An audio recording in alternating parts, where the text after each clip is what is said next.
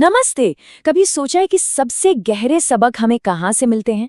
कभी कभी ये सबक किसी मोटी किताब में नहीं, बल्कि पता है कहाँ? एक पेड़ की डाली पर बैठी चिड़िया के गीत में छिपे होते हैं। तो आज चलिए एक बहुत ही प्यारी सी हिंदी कविता चिड़िया, उसकी दुनिया में थोड़ा उतरते हैं और देखते हैं कि आखिर एक छोटा सा पक्षी हमें जीने के बारे में क्या कुछ सिखा सकता है। अब ये जो कविता है ना, कहने को तो ये बच्चों की कविता है, पर इसकी बातें हर उम्र के हर दौर के लोगों के दिलों को सीधे छू जाती हैं।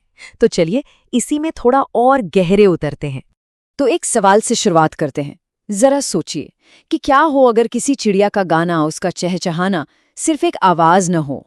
क्या हो अगर वो एक मैसेज हो, एक पैगाम हो जो वो हम इंसानों तक पहुंचाना चाह रही हो। तो चलिए कविता के पहले हिस्से में कदम रखते हैं और उस दुनिया को समझने की कोशिश करते हैं जिसमें ये चिड़िया रहती है। जानते हैं कैसी है वो दुनिया? सादगी और भाईचारे से भरी एक बहुत ही खूबसूरत दुनिया। कविता की जो शुरुआत है ना, वो सीधे हमें इसके मेन आइडिया से जोड़ देती है। जरा सोचिए तो, एक चिड़िया हमें प्यार और आज़ादी का सबसे बड़ा पाठ पढ़ा रही है। वो जैसे हमें याद दिला रही हो कि देखो, प्यार से रहना ही जीने का सही तरीका है। और असली आज़ादी वो तो मन की होती है। और पता है, वो अकेली नहीं है।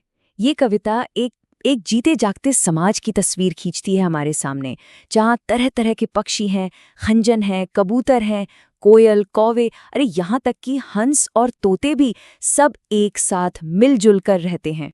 और ये लाइन, ये तो सचमुच कमाल की है।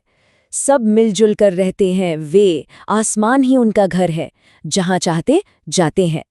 सोचकर देखिए, कोई बॉर्डर नहीं, कोई दीवारें नहीं, बस एक खुला आसमान और साथ रहने का सुख। उनकी जिंदगी देखिए, कितनी सिंपल और आत्मनिर्भर है। जैसा कविता बताती है, वो दिन भर अपना काम करते हैं और रात में पेड़ों पर ही सो जाते हैं। कोई बड़े बड़े महल नहीं, कोई तिजोरियां नहीं, बस प्रकृति की गोद में एक सुकून भरी जिंदगी जो आज में जीती है। और बस यहीं से कविता एक बहुत जरूरी मोड़ लेती है। अब ये सिर्फ चिड़ियों की दुनिया की बात नहीं रह जाती, बल्कि ये हम इंसानों की जिंदगी के सामने एक आईना रख देती है। और ये आईना बड़ा दिलचस्प है।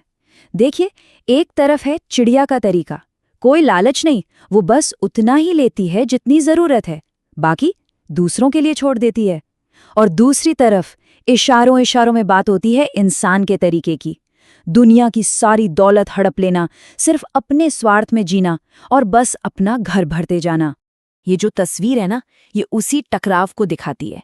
ये कविता का वो मोमेंट है जहां ये दो दुनियाएं, इनकी सोच आपस में टकराती है और जो सबक है वो बिल्कुल शीशे की तरह साफ हो जाता है। और फिर आता है वो पावरफुल मोमेंट जब पक्षी सीधे हम इंसानों से बात करते हैं। वो एक बहुत गहरा और सोचने पर मजबूर करने वाला सवाल पूछते हैं। वो कहते हैं, मानव, हमसे सीखो दुनिया में जीना, हम तो आज़ाद हैं, तुमने अपने पैरों में ये बेड़ियां क्यों डाल रखी हैं? तो अब हम कविता के आखिरी हिस्से की तरफ बढ़ते हैं।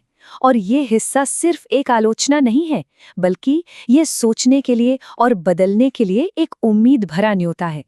कविता की इस अपील को ना हम 3 सिंपल स्टेप्स में समझ सकते हैं। पहला स्टेप क्या है? हमें देखो, मतलब पक्षियों की ओर देखो, उनकी आज़ादी और उनके भाईचारे को समझो। दूसरा स्टेप, अपनी जंजीरें तोड़ो, यानी लालच की जो ये सोने की जंजीरें हैं ना, इनसे खुद को आज़ाद करो। और तीसरा, छल कपट छोड़ो और बंटवारे की जगह दया और जुड़ाव का रास्ता चुनो।